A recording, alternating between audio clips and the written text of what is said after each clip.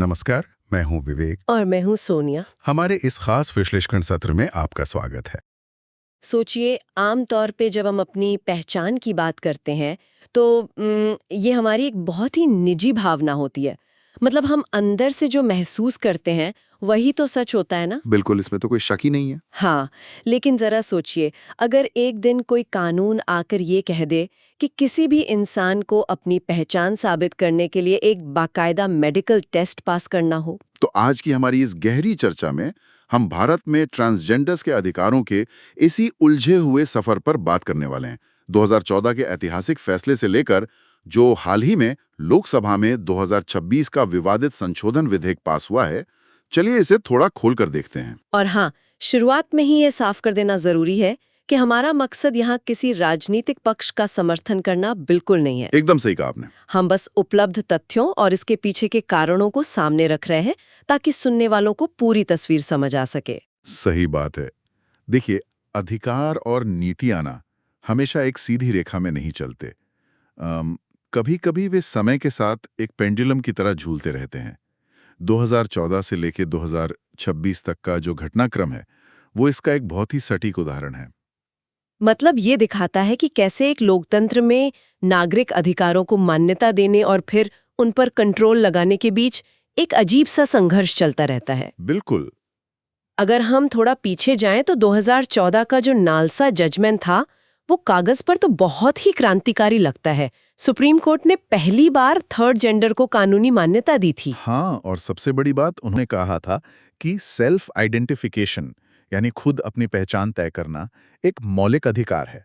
वही तो, लेकिन मुझे हमेशा ये समझ नहीं आता कि अगर सुप्रीम कोर्ट ने सेल्फ आईडी को मान ही लिया था तो फिर 2019 के एक्ट में सरकार को बीच में ये जिला मैजिस्ट्रेट का सर्टिफिकेट लाने की क्या जरूरत पड़ गई। यहाँ जो सबसे दिलचस्प बात है वो ये है कि सुप्रीम कोर्ट का फैसला ना एक दार्शनिक और मानवाधिकार के नजरिए से आया था, लेकिन जब सरकार को उसे जमीन पर लागू करना पड़ा तो वहां नौकरशाही हावी हो गई। अच्छा, तो मतलब सिस्टम अपने हिसाब से चलने लगा। बिल्कुल।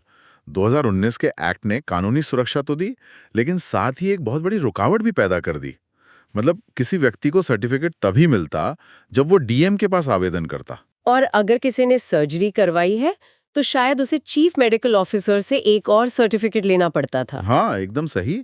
और ऊपर से आरक्षण जैसा कोई स्पष्ट प्रावधान भी इसने नहीं रखा गया था। ये तो कुछ ऐसा हुआ ना कि किसी नागरिक को बस ये साबित करने के लिए कि वो कौन है, एक लंबी सरकारी लाइन में खड़ा कर दिया जाए। गजब। और सोचिए, एक मजिस्ट्रेट जिसका जेंडर मनोविज्ञान से शायद कोई लेना देना ही नहीं है, वो कुर्सी पर बैठकर तय कर रहा है कि आपकी पहचान असली है या नहीं। इसी वजह से तो 2019 के कानून का जमीनी स्तर पर इतना भारी विरोध हुआ था। लेकिन अब जो 2026 का नया बिल आया है, उसने तो इस प्रक्रिया को और भी ज्यादा सख्त बना दिया है। वो कैसे? इस नए बिल में सेल्फ आइडेंटिफिकेशन का जो कॉन्सेप्ट था, उसे पूरी तरह से हटा ही दिया गया है। अब पहचान तय करने के लिए एक मेडिकल बोर्ड द्वारा वेरिफिकेशन अनिवार्य कर दिया गया है। तो इसका असल मतलब क्या है? क्या आप कुछ डॉक्टर मिलकर ये तय करेंगे कि कोई ट्रांसजेंडर है या नहीं? ये तो बहुत ही अजीब है। हाँ, सुनने में अजीब लगता है। लेकिन अगर हम थोड़ा सरकार के नजरिए से सोचें तो क्या उनका ये डर जायज नहीं है? मतलब सरकार का तर्क है कि कल्याणकारी योजनाओं का कुछ लोग गलत फायदा उठा रहे थे।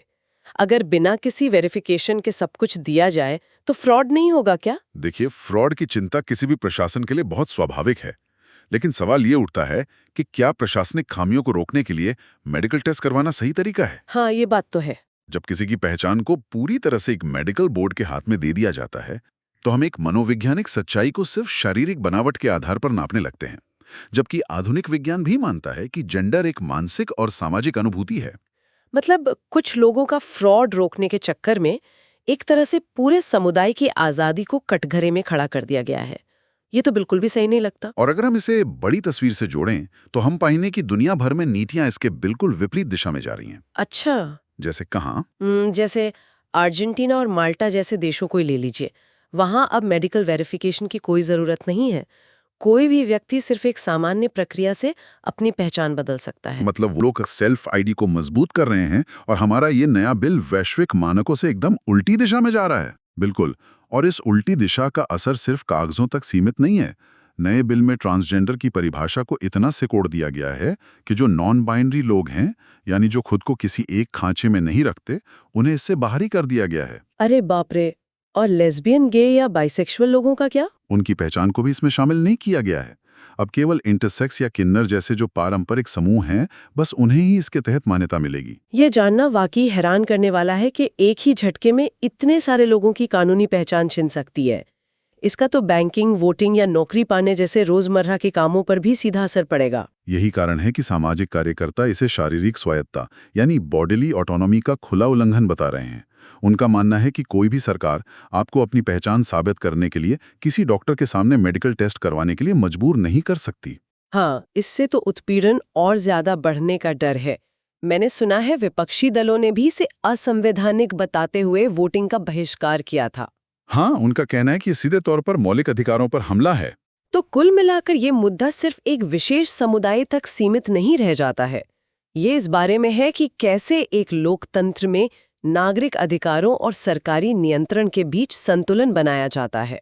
बिल्कुल, और सबसे बड़ा सवाल जो आगे जाकर एक कानूनी टकराव का रूप ले सकता है, वो ये है कि क्या ये नया बिल 2026 का सुप्रीम कोर्ट की उस ऐतिहासिक 2014 की रूलिंग के सामने टिक पाएगा? हाँ, उसी रूलिंग के सामने जिसने खुद की पहचान चुनने को मौलिक अधिकार माना था। ये कानूनी टकराव भविष्य में क्या मोड़ लेगा, ये सोचने वाली बात है। अभी के लिए बस इतना ही। आपसे अगले वीडियो में मिलेंगे।